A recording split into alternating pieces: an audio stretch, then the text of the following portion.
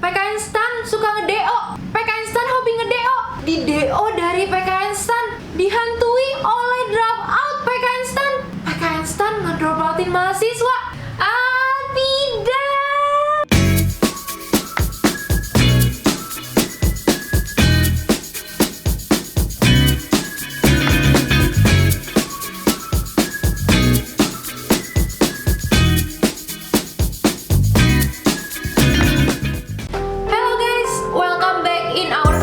Balik lagi bersama aku Anissa Nabila yang cantik jelita di MSID Vlog 6. Nah, kemarin kita udah keliling-keliling PK Instan, udah bahas tentang pendapat orang tentang PK Instan, udah juga tahu tentang kegiatan-kegiatan UKM di PK Instan. Bahkan kita juga udah tahu gimana sih ujian di PK Instan itu. Nah, buat teman-teman yang belum nonton, silahkan cek linknya di deskripsi di bawah ya. Oke guys, untuk topik kali ini aku ingin membicarakan suatu topik yang sangat sensitif, baik untuk calon mahasiswa PK Instan, mahasiswa, bahkan alumni PK Instan. Kira-kira ada yang tahu kita akan bahas apa di video kali ini? Ada yang nyaut? Iya benar banget, kita akan bahas mengenai drop out. Oke guys, mungkin teman-teman udah tahu kalau misalnya PK Instan itu erat banget sama yang namanya DO atau drop out. Atau baru tahu nih, abis aku kasih tahu. Ya jadi gini ya teman-teman, mahasiswa PK Instan itu udah susah-susah masuk PK Instan. Pas udah masuk, dikejar terus sama yang namanya DO. Nah, kalau misalnya di kampus lain, mahasiswanya disayang-sayang, ditimang. Tapi kalau di PK Instan, dikejar abis-abisan sama yang namanya DO. Nah, sebenarnya DO ini siapa sih? Dan sampai kapan kita dikejar-kejar oleh drop out? Sampai kita wisuda. Nah, di setiap semester pasti ada loh guys yang kesandung sama DO ini. Gimana menurut kalian? Penasaran gak sih sebenarnya apa sih yang terjadi sama mahasiswa PK Instan yang tersandung oleh dropout? Nah, di video kali ini aku mau sharing nih tentang pendapat mahasiswa PK Instan terhadap DO itu sendiri. Yuk! Nah guys, sebelum kita ngobrol-ngobrol sama mahasiswa PK Instan-nya itu sendiri, kita cari tahu dulu nih, kita kenalan dulu sama yang namanya DO. Sebenarnya DO ini siapa sih? Jadi, DO adalah proses pencabutan status mahasiswa karena hal-hal tertentu yang telah ditentukan oleh kampus yang bersangkutan. Dalam artian, DO ini merupakan keputusan sepihak, bukan karena mahasiswanya yang ingin mengajukan pengunduran diri. Nah, kalau misalnya di PK Instan itu sendiri, hal-hal apa sih yang bisa menyebabkan seorang mahasiswa itu tersandung oleh DO? Ada beberapa hal yang bisa menyebabkan seorang mahasiswa PK Instan itu terdrop out, yaitu 1. IP atau IPK tidak memenuhi 2,75. Nah, 2,75 ini bukan merupakan pembulatan ya guys. Jadi kalau misalnya mahasiswa PK Instan dapat IP 2,74 atau 2,7495, itu tetap akan terotomatis ter-DO. Jadi harus di atas 2,75. Nah, kalau misalnya seorang mahasiswa PK Instan itu IP-nya turun, itu nggak masalah ya teman-teman, asal masih di atas 2,75.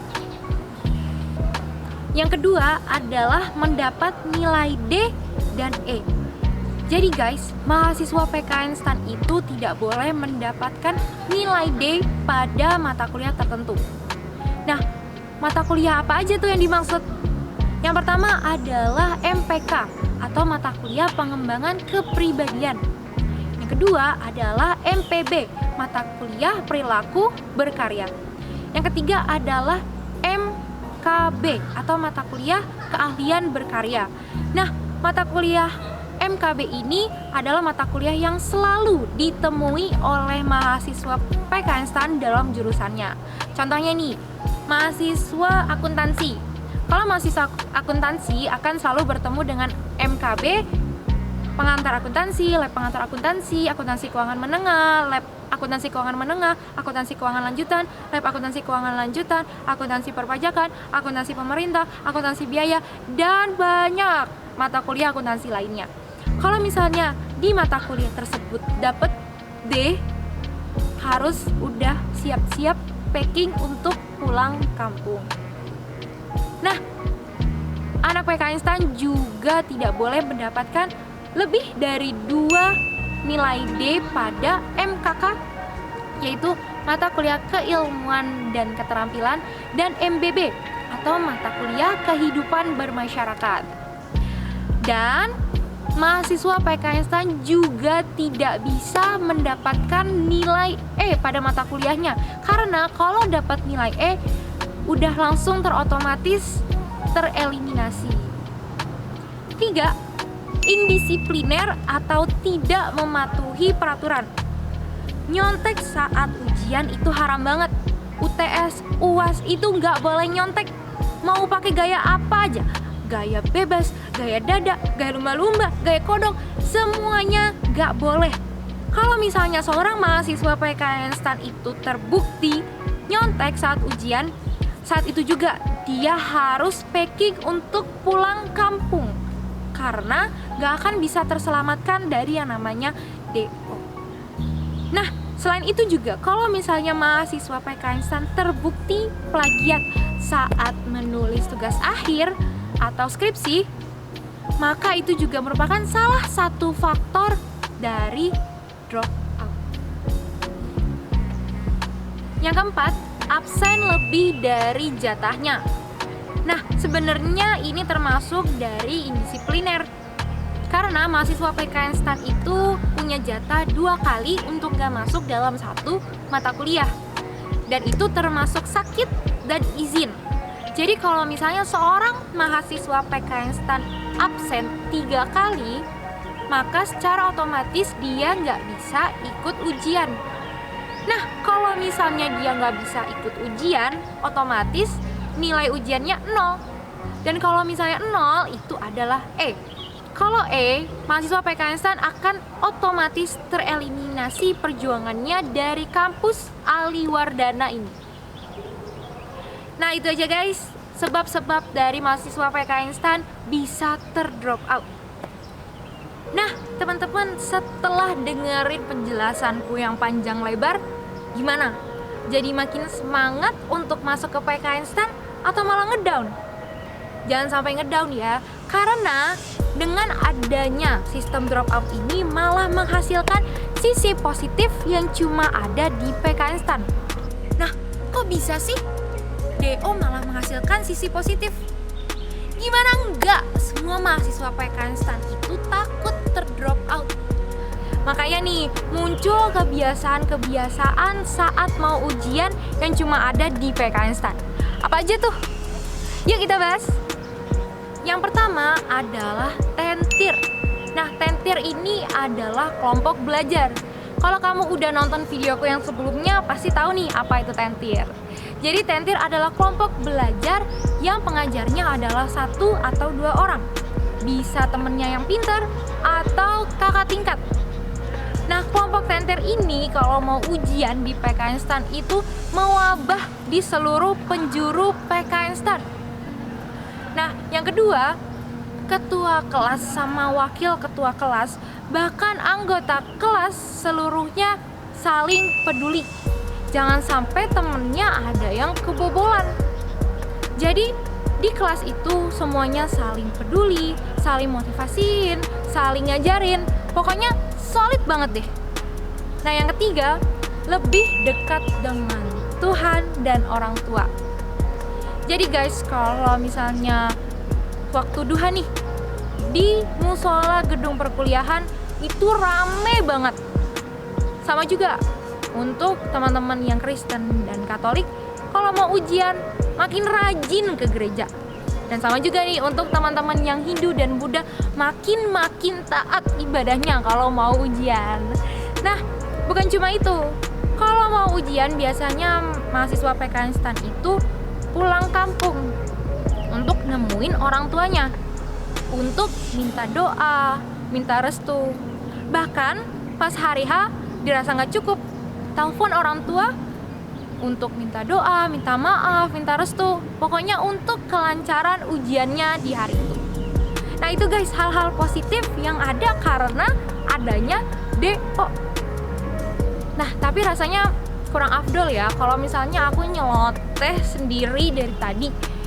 Kita tanyain aja yuk mahasiswa PKN STAN yang masih dikejar-kejar sama drop out. Langsung aja kita cari target operasi. Cus. Dengan kakak siapa? Oh, Farhan. Saya Sasa. Saya Revi. Najmi. Jurusan apa?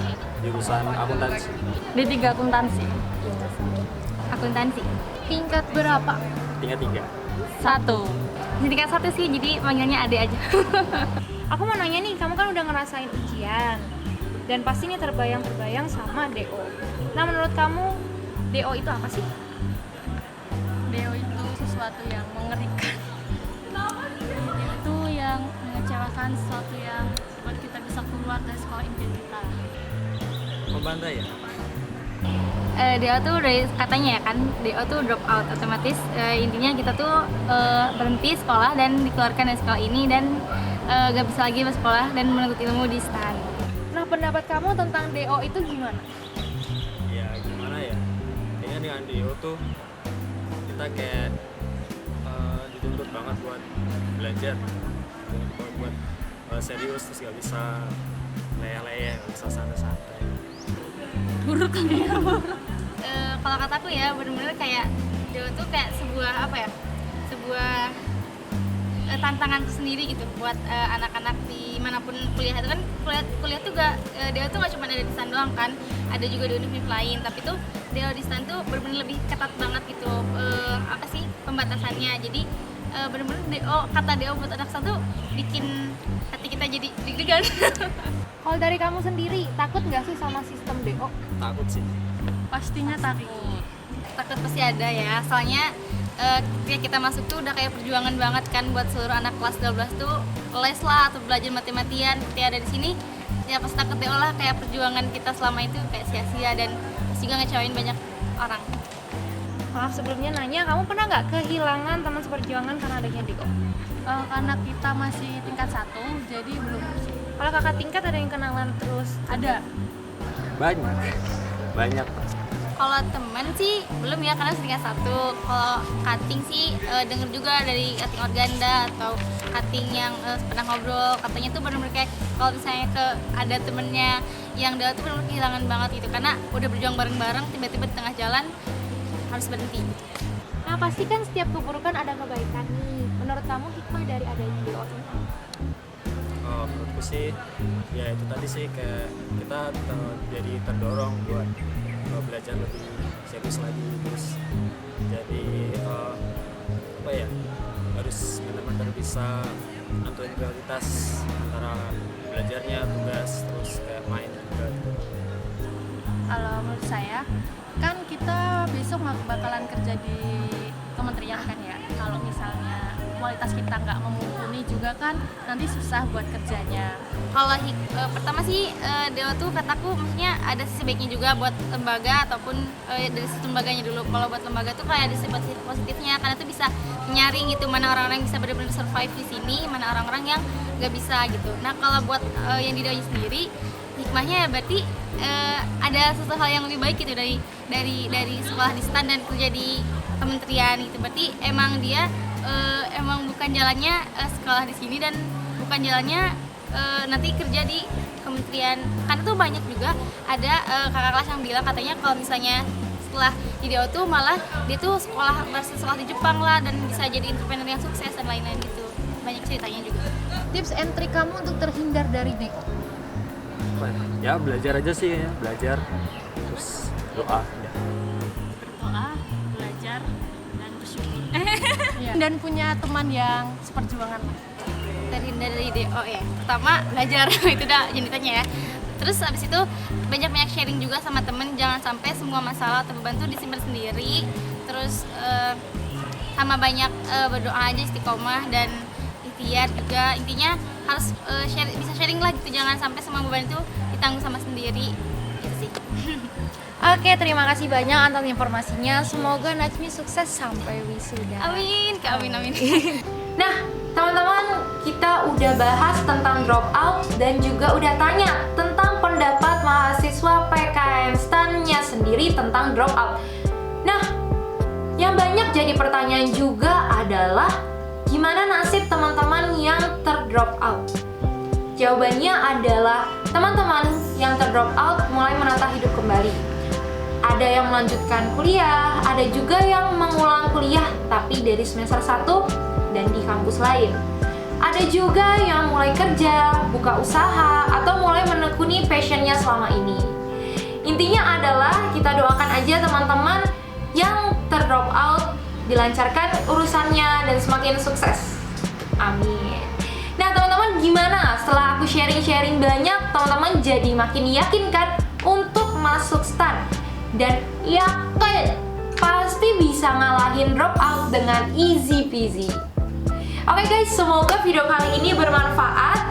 Buat teman-teman yang mau request kira-kira video selanjutnya kita akan bahas apa, langsung aja mampir ke kolom komentar dan jangan lupa untuk like and subscribe. Nah teman-teman, aku mau ngasih tahu satu hal lagi, bahwa kami pihak MSID tidak bekerja sama dengan pihak PKN STAN dalam bentuk apapun. Oke, itu aja guys. Thank you for watching. See you next video.